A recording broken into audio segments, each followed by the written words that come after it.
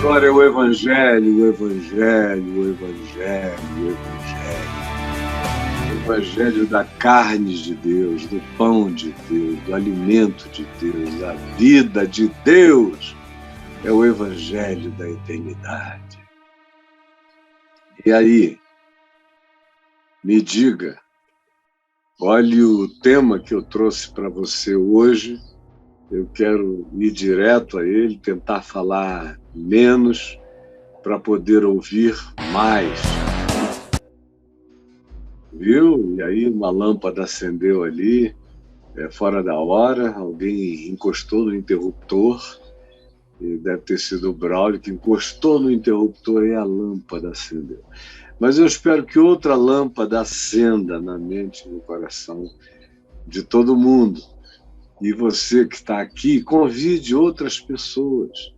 Eu não tenho nada a oferecer. Eu não ofereço Big Mac, eu não sei, não faço parte de nenhum fast food, eu não tenho satisfações e supostos sandubas da rapidez, porque você está com pressa. Eu também não vou pegar essa comida em outro lugar. Eu só sirvo o pão de Belém. Belém significa casa do pão. E é de lá, e não é a Belém do Pará, onde eu como castanha todo dia, e açaí e outras coisas. Não, é Belém, onde na manjedoura nasceu o Rei dos Reis e o Senhor dos Senhores. É aí, e é desse lugar, é dessa padaria que vem o pão eterno. E é desse lugar que vem a carne que alimenta para a vida eterna. E você diz, poxa, para quem é vegano, como é que a gente faz? É justamente isso que eu vou te explicar. Nós ficamos tão condicionados às coisas do dia a dia contemporâneos que algumas falas de Jesus, para muita gente, parecem até nojentas. E são pessoas que vão ficando frescas em relação a Deus, frescos em relação ao Evangelho, vão ficando tão politicamente corretos em relação a como se deve chamar a Deus, tratar a Deus, pensar em Deus, que já tem um monte de gente que se ouve você falando em Deus como em Deus se falou a vida inteira, já bloqueia o coração. Porque é tanta propaganda, é tanta ideologia que até Deus tem que sofrer adaptações.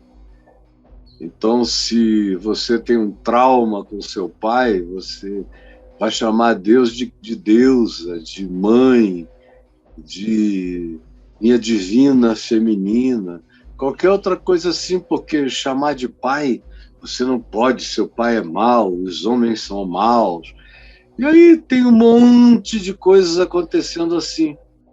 E não são de hoje. De hoje é apenas o tipo de alegação que ficou assim.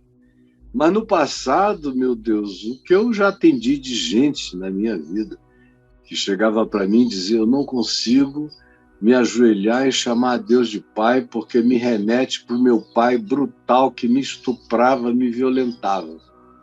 E eu entendo. Quem sofreu todas essas violências ficar com traumas associados. Mas isso não tem que ser um karma. Trauma está aí, é para ser curado, não é para ser nutrido. Traumas em nós é para serem tratados. Tratados no sentido de que sejam resolvidos. E não como quem trata um peixe para se preparar para comer. Mas tem gente que não quer tratar o trauma como trauma, quer tratar o trauma como algo a ser dengado no ser, como um direito de infelicidade. E aí vai fechando o coração para todas as alternativas. Já nem pensa mais na verdade. São pessoas que estão vivendo sob o dogma dos clichês e não conseguem ter entendimento, inteligência espiritual para saberem a diferença entre as coisas e para buscarem cura. O trauma não tratado é o inferno existencial que vai te seguir a vida inteira, dependendo da intensidade. E quando a gente não trata, eles se intensificam por conta própria e a vida vai ficando insuportável. Você identifica desencontros, perversidades introjetadas em você, então saiba, tudo isso, tudo, absolutamente tudo, toda mágoa tem cura, toda amargura pode ser tratada, todo abuso pode ser sarado, toda maldade pode ser coberta pela graça e pela bondade de Deus. E toda estupidez praticada contra nós, covardemente ou de qualquer natureza perversa, podem ser perdoadas por você. Não adianta reter o ódio, porque reter o ódio é reter sua doença. Você ficou doente do que lhe provocaram. Não guarde o provocado como um bem de estimação, porque será como adorar veneno, será como cultuar serpentes venenosas e beijar-lhes a peçonha na língua. Não faça isso contra a sua própria alma, nem adule o seu próprio trauma. Do contrário, você não terá felicidade, cura e liberdade enquanto você não tiver a coragem de enfrentar e a certeza de que tudo pode ser vencido para aquele que crê e que tem a coragem valente de não se acovardar, de não dar as costas, de não olhar para trás. Eu quero que você leia comigo aí em João, no capítulo 6, do verso 51 ao verso 57, e hoje eu quero falar sobre comendo a carne de Deus. Comendo a carne de Deus. Aí você olha e diz, pô, Caio, você não podia trazer os temas menos antropofágicos, temas menos canibais, temas menos grotescos? Não. Eu estou aqui para oferecer a carne de Deus mesmo.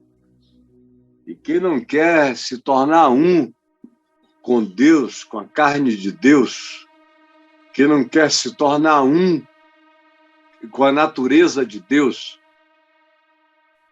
quem não quer nascer de Deus, reproduzindo o gene de Deus no ser, na mente, no coração, na alma, quem não quiser ser filho a ponto de carregar o DNA de Deus no coração, na mente, no pensamento, não tem alternativa a não ser perecer nos próprios alimentos que não trazem vida, perenidade nem eternidade para o coração. Olha só o que Jesus diz. E é Jesus quem diz, e o que ele diz é forte. Veja só comigo, o verso 51, eu sou o pão da vida que desceu do céu. Se alguém comer desse pão, viverá eternamente.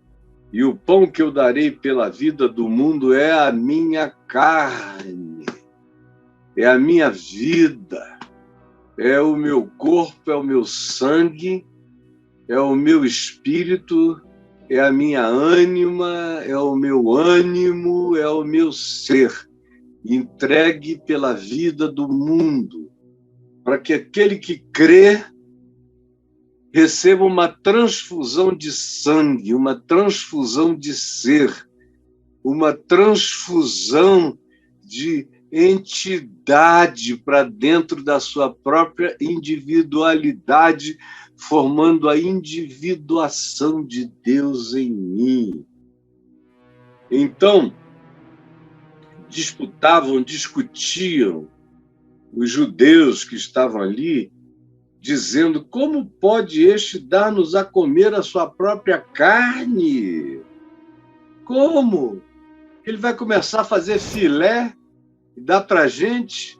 Qual é a dele? Que loucura é essa? É óbvio que eles sabiam que Jesus não estava falando de sair cortando pedaços de si, dizendo come que é gostoso. Era óbvio que eles tinham entendimento suficiente para saber que Jesus estava dizendo: sem que vocês façam absorção de mim, do meu ensino, da minha palavra, do meu modo de vida, dos meus pensamentos, vocês não vão encontrar transcendência. Quando vocês morrerem, vocês vão morrer, porque a carne não presta para nada, ela vai ser absorvida. Não estou falando disso e vocês sabem. Mas eles insistiam com essa conversinha, com essa distração. Como podes tu dar-nos a comer a tua própria carne?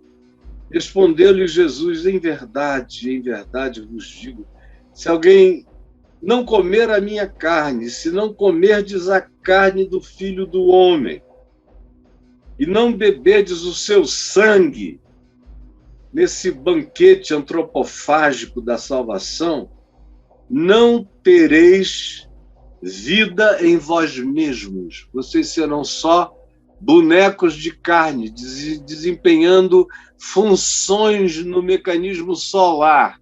Vocês vão ser apenas androides de sofisticação extraordinária, com funcionalidades, inteligências, capacidades, inclusive abstratas profundíssimas, e um poder de fazer as coisas funcionarem, porque vocês terão capacidade tecnológica, mas espiritualmente vocês estarão mortos em delitos, em pecado.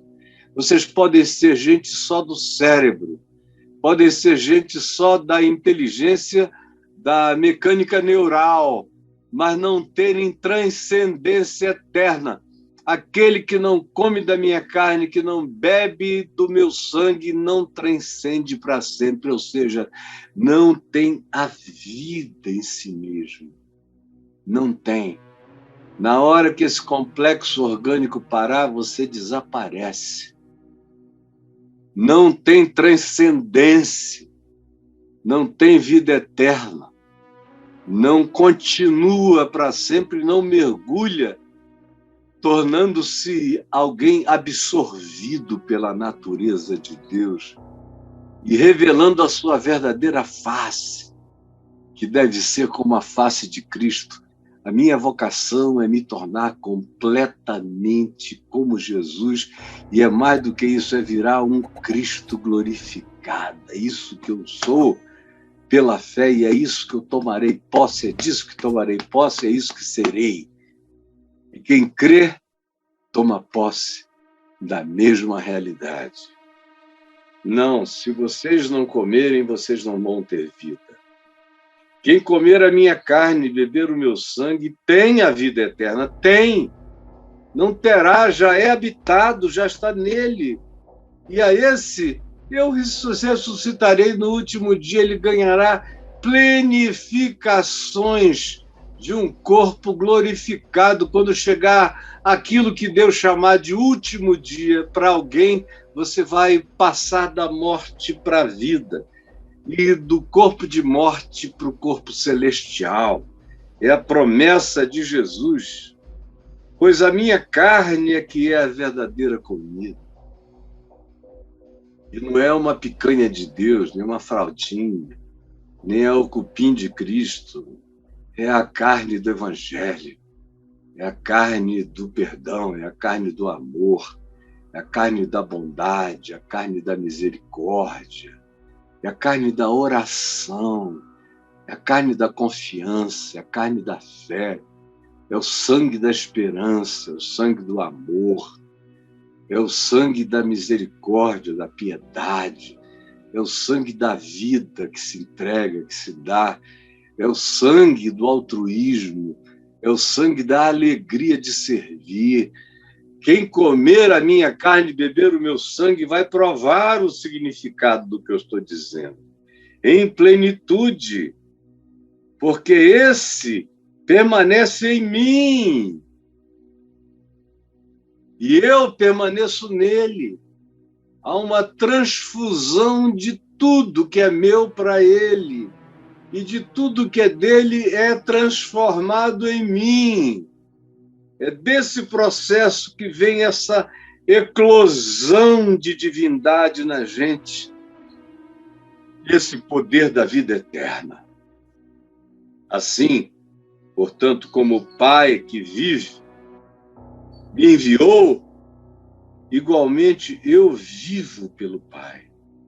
Ele me enviou e eu estou aqui, eu respiro meu Pai, eu como meu Pai, eu bebo meu Pai, eu vivo meu Pai, eu vivo para Ele, eu penso os pensamentos dele, eu ajo como um filho que tem prazer e alegria em ser uma reprodução viva do caráter do meu Pai, do amor do meu Pai, da verdade do meu Pai, da justiça do meu Pai. E eu não estou pedindo ajuda a ninguém. Eu aprendo coisas que outros tentaram aprender, eu estudo o que outros escreveram ou sintetizaram. Faço isso tudo não para conseguir a vida eterna. Para mim é só uma questão de ilustração da vida, de compreensão do que quais as viagens dos outros, mas eu mesmo, desculpem-me os que me entendem como arrogante, eu mesmo não me sirvo de nenhum outro pão e não bebo nenhum outro sangue. Nunca fiquei impressionado com o pão filosófico de ninguém. Nunca fiquei impressionado com o sangue ideológico de ninguém. A única absorção que eu quero fazer, e o que não for isso eu não quero em mim, é a absorção de Cristo.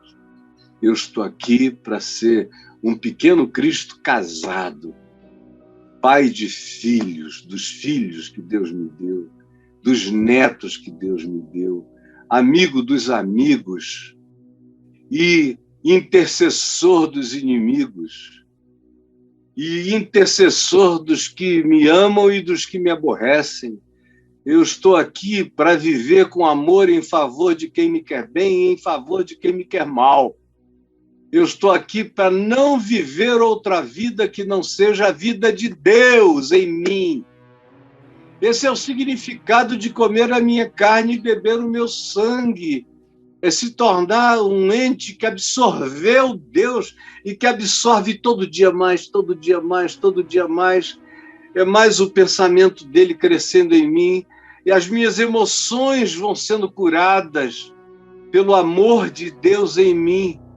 Vão sendo curadas pela minha falta de auto-vitimização, porque eu paro de ter pena de mim. Que pena eu terei de mim se me está sendo servido o banquete da vida de Deus?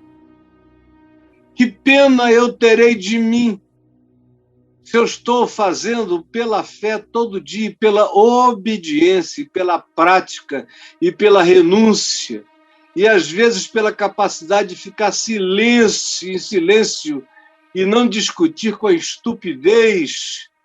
Essa é a vida que eu quero sendo absorvida em mim. Eu quero ser crescentemente tomado por isso tudo. Eu quero ganhar a fisionomia espiritual de Cristo Jesus, o meu Senhor em mim. Esse é o meu chamado, essa é a minha vocação, é para isso que eu estou aqui. Para que a vida de Deus me habite. E eu, igualmente, como Jesus, viva pelo Pai. Que eu viva pelo Pai. Essa é a maior alegria, a maior felicidade. É o maior poder. É aqui que não há medo de nada. É aqui onde as amarguras morrem, os ódios terminam, os traumas são dissolvidos pela gratidão. Para você manter um trauma, é preciso que você seja, número um, uma pessoa super, ultra vitimada, que lamba as próprias feridas, com compaixãozinha de piedade enfermiça, e que você não quer admitir, você chama de meu direito de ser assim. Você tem o direito de morrer ruim, infeliz, amargo, amarga, triste, zangado, transferindo para os outros, infelicitando os demais. É um direito seu. É uma pena que você ache que traumas são definitivos. Eles são tratados quando a gente para de ter piedade de nós mesmos. E a gente aprende a filosofia de Jesus, que é o que eu vou ensinar daqui a uns tempos. E a gente também anda com gratidão. Quem não anda com gratidão, tomando posse do que tem, tomando posse do que recebeu. E você não recebeu traumas, você recebeu vida. Você tem recebido amor. Você tem recebido graça. Tem gente que não tinha nada a ver contigo e gostou de ti sem explicação. Tudo isso é graça, mas você opta pela maldadezinha que fizeram contigo. E você exacerba isso até ficar do tamanho de um nefilim psicológico. E aí você se inferniza vivendo nisso, sem conseguir deixar para trás aquilo que não é você e que não nasceu para ser. É como Jesus diz aqui: meu Deus, viva pelo Pai, porque aquele que de mim se alimenta, aquele que de mim, da minha palavra, do Evangelho, dos meus princípios, das minhas atitudes, dos meus modos, dos meus gestos, das minhas interpretações, aquele que abre mão das suas supostas melhores ideias ou dos seus rancores justificados ou dos seus traumas que você acha que são todos um direito seu. Aquele que só vive disso morrerá na infelicidade com a qual se abraçou. Mas aquele que quer viver de Cristo não come mais nada. Deixa o trauma em jejum, deixa as amarguras em jejum, mata o espírito enfermiço e magoado de fome, porque não olha para ele, não o alimenta e toma a decisão de que ele já é um moribundo, defunto, acabado, não vai se levantar na minha vida nem como zumbi. Mas você tem que querer. Se você não quiser, e você se empoderar, dando razão à sua própria miséria, você vai morrer poderosamente miserável. É o que eu posso e tenho a lhe dizer, porque o chamado de Jesus é para o oposto. É para comer e se alimentar de outra comida, é para beber outra bebida. É a comida da vida e a bebida da redenção, da vida nova.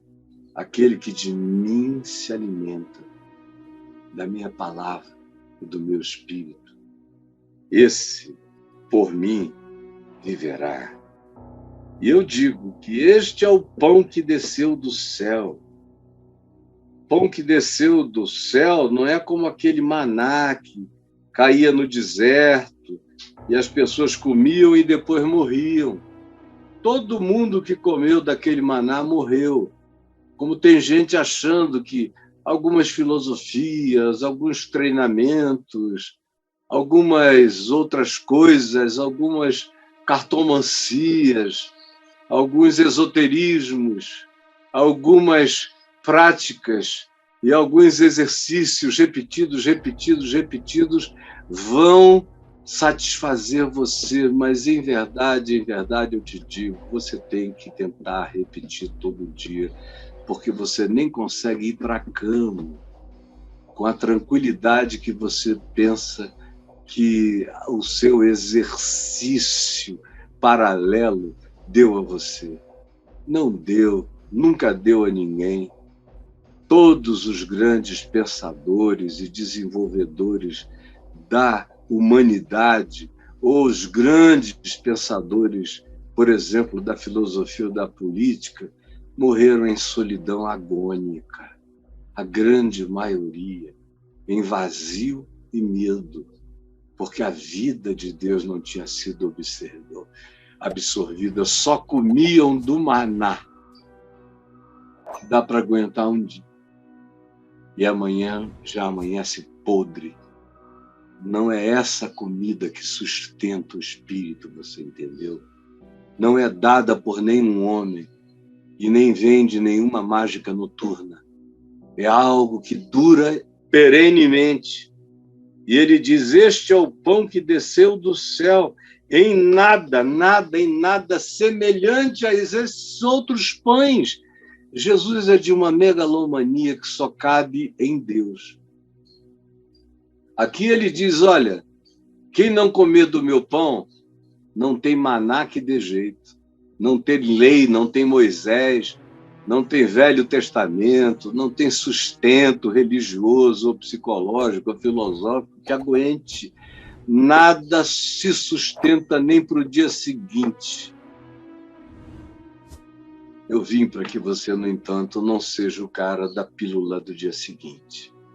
Eu vim te dar o que dura para sempre e o que se renova como um rio de ejeções de vida, de eclosões de vida, de esguichos eternos.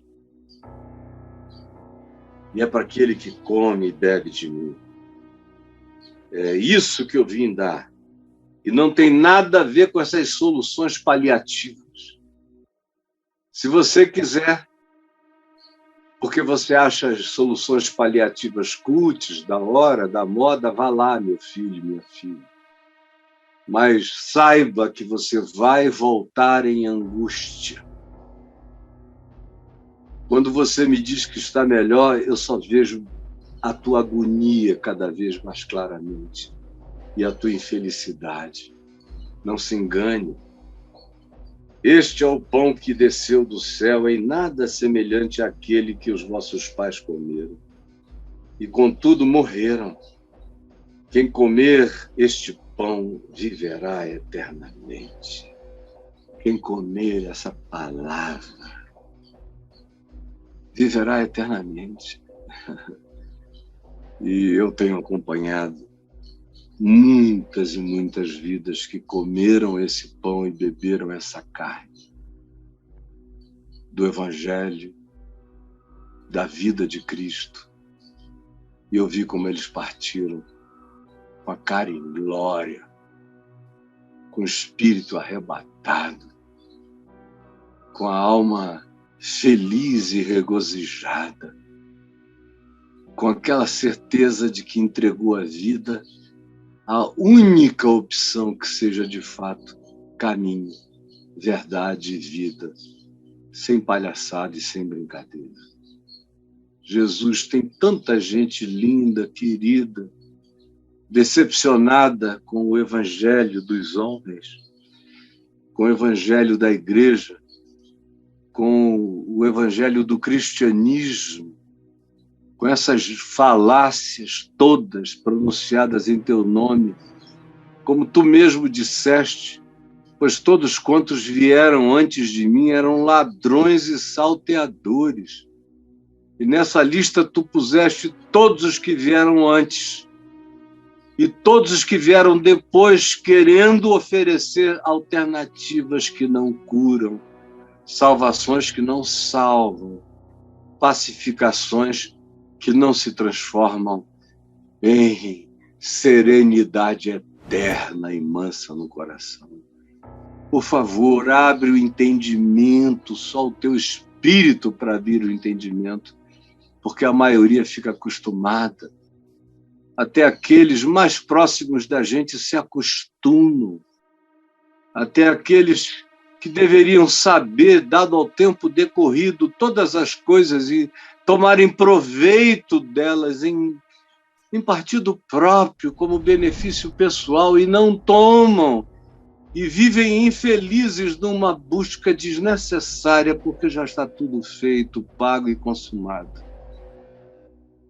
Só não tiveram foi a coragem de se entregar, de comer tudo, de beber tudo, de lambuzar a boca no sangue espiritual e comer as carnes espirituais do Evangelho de Deus, da vida de Deus em nós. Permite que alguém compreenda. E permite que ninguém blasfeme. É o que eu te peço agora, em nome de Jesus. Amém e amém.